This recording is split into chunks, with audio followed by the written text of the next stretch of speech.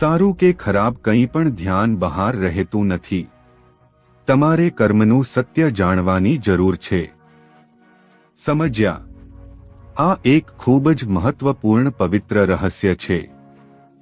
ઉદાહરણ તરીકે, જો કોઈ વ્યક્તિ ડ્રગ્સ કે દારૂના વ્યસની હોય અથવા કોઈ વસ્તુના વ્યસની હોય અને જો તેને અપરાધભાવ લાગે અને તે વ્યસનને ધિક્કારે, તો તેની બે સમસ્યાઓ હશે.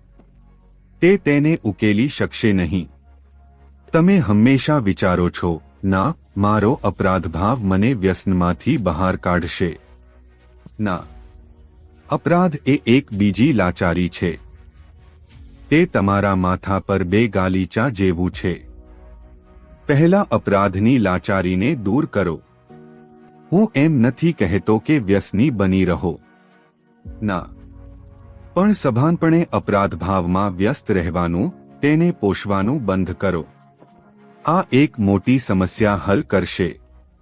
પછી સભાનપણે વ્યસનની પેટર્ન સાથે વ્યસ્ત રહેવાનું બંધ કરો. આ બીજી સમસ્યા હલ કરશે. એક અશક્તિ બીજી અશક્તિમાંથી ક્યારેય બહાર કાઢી શકતી નથી.